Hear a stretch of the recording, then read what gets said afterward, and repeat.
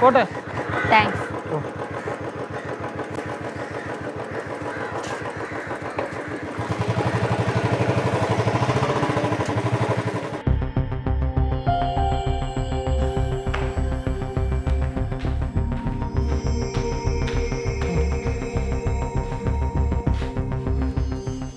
എടി ഇതേത് ഡ്രസ് നീ ഇതിട്ടിട്ടല്ലോ പോയത്? അയ്യോ ഒന്നും ഓർമ്മിപ്പിക്കില്ലേ, പിന്നെ സംസാരിക്കാം. എടി സെറ്റായിരുന്ന ഷൈൻ ചെയ്താ നീ എല്ലാരും ഫ്രണ്ട്? ദൈവമേ, നീ അത് ഓർമ്മിപ്പിക്കാൻ നമുക്ക് പിന്നെ സംസാരിക്കുന്നത് പറഞ്ഞില്ലേ?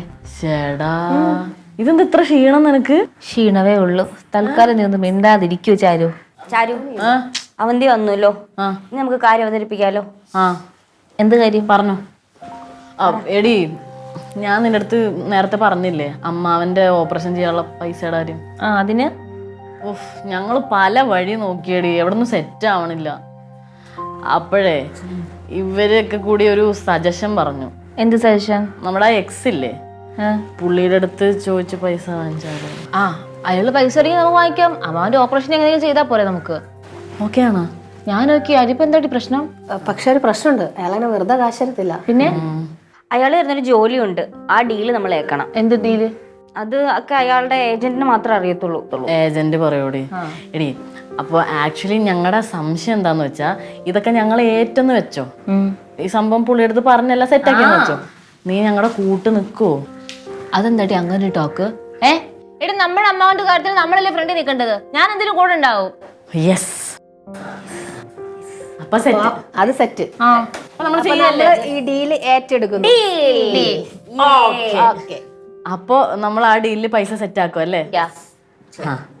ഇനി നീ പറ മോളെ, നീ എന്തിനീ വേഷം മാറിയത്?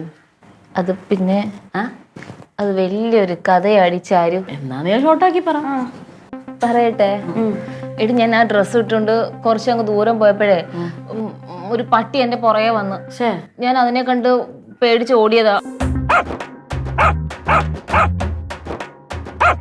ഉടുപ്പിന്റെ സ്റ്റിച്ച് വിട്ട്.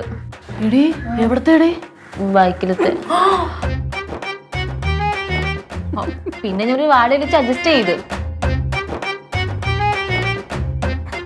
എന്നിട്ട് ഞാൻ ഷ്യാമിനെ വിളിച്ചു വരുത്തി ഞങ്ങൾ രണ്ടും കൂടെ ഒരു ടെക്സ്റ്റൈൽസിൽ പോയിട്ട് അവനെ എനിക്ക് ടോപ്പ് വാങ്ങിച്ചു വന്നത്. എന്റെ അമ്മേ, എടി മാനം പോവാണ്ട് സെറ്റായല്ലേ? ആ വാഴയിൽ ഇല്ലായിരുന്നെങ്കിൽ ജസ്റ്റ് മിസ്സടി.